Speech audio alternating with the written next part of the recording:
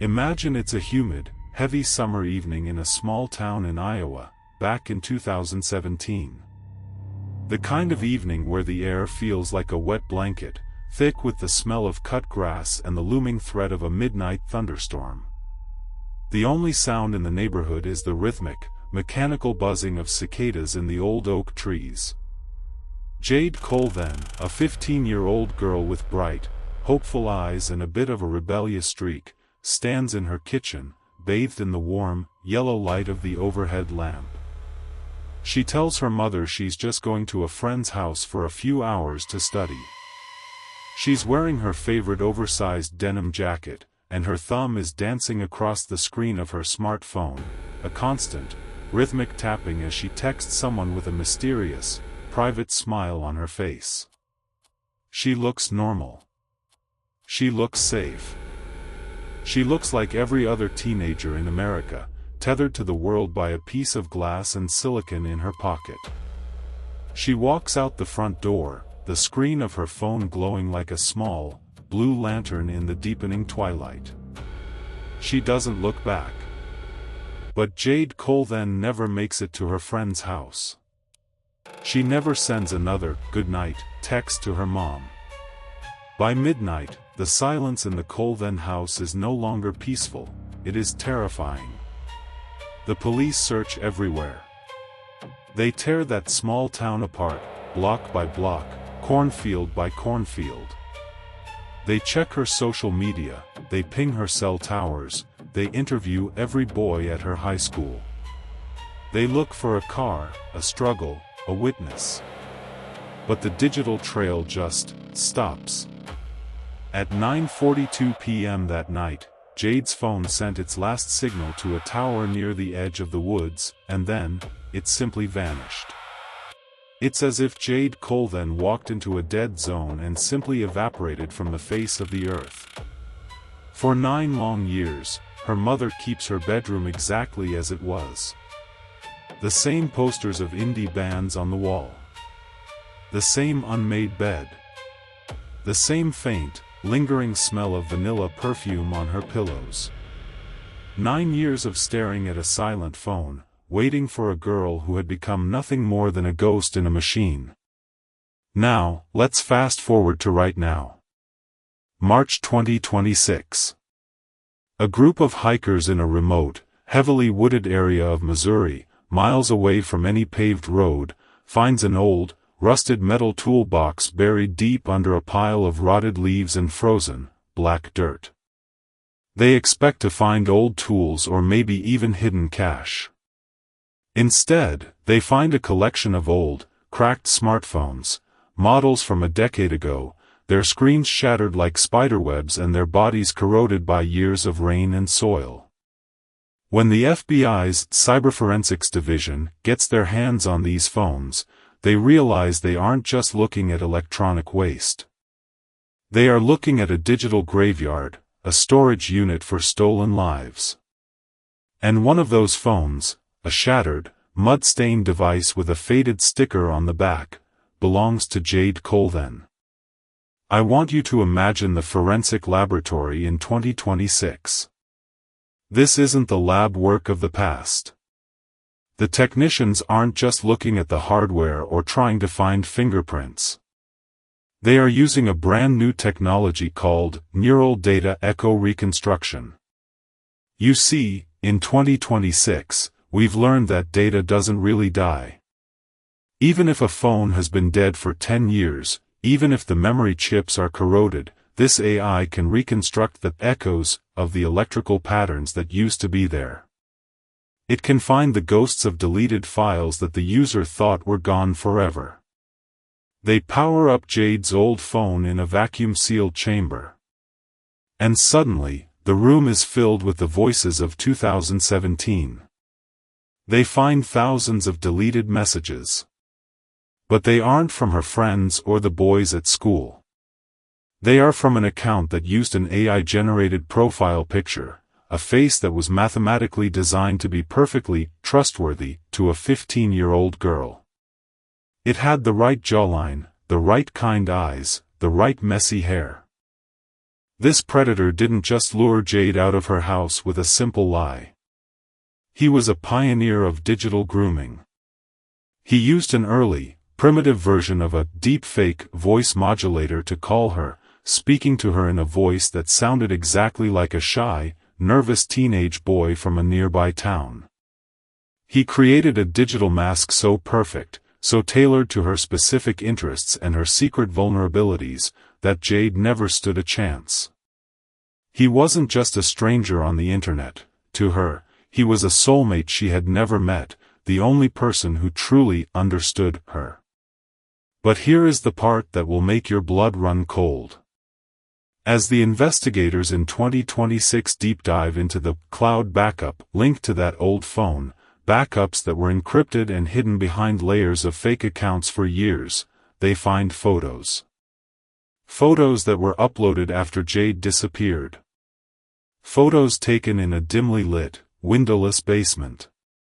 Photos of a girl who looked terrified, her eyes red from crying, holding a newspaper to show the date. But the background of those photos, it wasn't a basement in Iowa. In May 2026, the FBI used a new AI tool that can analyze the microscopic reflections in a person's pupils. By looking at the reflection in Jade's eyes in a photo from 2019, the AI was able to see the reflection of a specific, very rare type of vintage neon clock on a wall that was never in the frame. Jade wasn't just gone. She wasn't a runaway who had started a new life. She was being kept in a digital and physical cage. And the person keeping her was using her own phone to check in to her social media accounts for years. He would post status updates like, "I'm okay, just needed to get away," or "Stop looking for me," making it look like she was still alive and moving from city to city. He did this just to keep the police from ever declaring it a kidnapping. He was a digital puppeteer, and Jade was his silent, living captive, trapped in a world where her only connection to reality was the very screen that had lured her into the dark. Think about the psychological torture of that existence. Being held in a room for 9 years, hearing the world outside move on, knowing that your mother is still looking for you, but seeing a version of yourself online that is telling the world you're a rebel who hates her family. In 2026, we finally saw the truth behind the pixels. We saw the girl who was buried alive in the cloud, while her killer stood over her, typing her life for her. In April 2026, based on the pupil reflection data and the star mapping logic from those recovered photos, a tactical team raids a secluded, dilapidated farmhouse in rural Missouri. They expect to find a stereotypical monster. Instead, they find a man in his late 50s named Thomas Miller. To his neighbors, he was a quiet, helpful, cybersecurity consultant for a local tech firm. He was the guy you called to help secure your home Wi-Fi or fix a hacked email. He was a man who knew exactly how to hide a digital footprint because he had spent his entire career building them for others. But Thomas Miller made one fatal mistake. He believed he was smarter than the future. He didn't realize that the technology of 2026 would be able to hear the things he thought he had silenced. In the middle of the trial in May 2026, the prosecution revealed a piece of evidence that sent a shockwave through the country. They called it ambient smart home forensic backtracing. You see, Thomas Miller lived in what he thought was a high-tech fortress. He had smart lights, a smart thermostat, and a high-end home security AI that monitored every movement. Even though he had spent years deleting his own files and hiding his internet traffic behind encrypted tunnels, the house itself had its own memory that he couldn't reach. The house security AI had logged a ghost. For over 3,000 days, the sensors in the basement had recorded the presence of a second, irregular heartbeat. The smart home system had recorded the slight, consistent increase in oxygen consumption and the specific, daily patterns of water usage that simply didn't match a single man living alone. The house itself had been testifying against him for nearly a decade. The very technology he used to monitor and control his captive was the same technology that eventually told the police exactly where she was hidden. When the FBI team breached the basement floor, they found a soundproofed room hidden behind a false concrete wall in the laundry area. A room with no windows to the outside world, only a high-resolution 4K screen that displayed a live feed of a forest, making the captive feel like she was still in the woods where she was first taken. They found Jade. She was 24 years old, but she looked like a child who had aged 100 years in the dark. She was alive, but she was a shadow of the girl who walked out of that house in 2017. She had been living in a digital simulation of the outside world. Miller had used AI-generated, virtual reality, environments and fake news broadcasts to make her believe the world outside had collapsed, that a global pandemic and a nuclear war had destroyed her hometown, and that he was the only person left who could keep her safe. He had gaslighted her using a world he built entirely out of code. She didn't try to escape because she believed there was nothing left to escape to. But here is the final, most disturbing, BJN twist, the part that the mainstream media is still too afraid to discuss in full detail.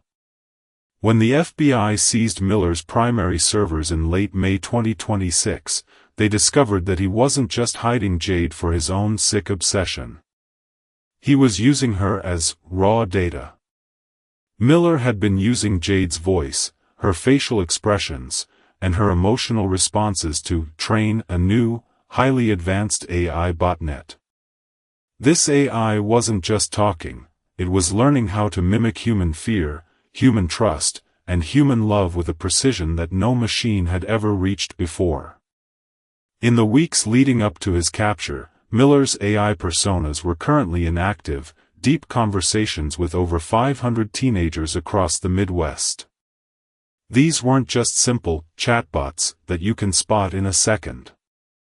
They were digital clones of Jade Cole, versions of her that never aged, versions of her that knew exactly which buttons to press to lure another lonely girl into another basement. He wasn't just one predator. He was building an automated, AI-driven factory of kidnapping. He was using his first victim to create 1,000 more. As Jade sits in a specialized recovery center in Bojanagoro, Missouri, in mid-2026, finally seeing the real sun, not a 4K screen, but the actual, warm, blinding sun, we have to look at our own phones and ask a very dark question. How many other digital ghosts are currently being whispered to by an AI that sounds exactly like a friend?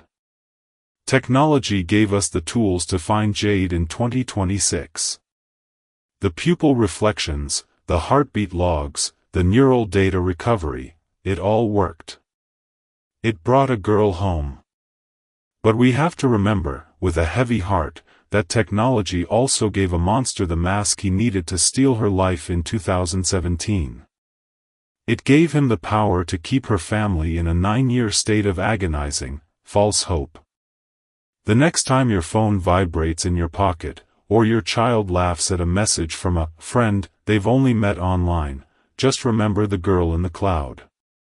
Remember that in 2026, the walls have ears, the very air in your house can be a witness, and sometimes, the person behind the screen isn't a person at all. It's a line of code, written by a predator who learned how to weaponize trust, waiting for you to walk out the front door and into the dead zone.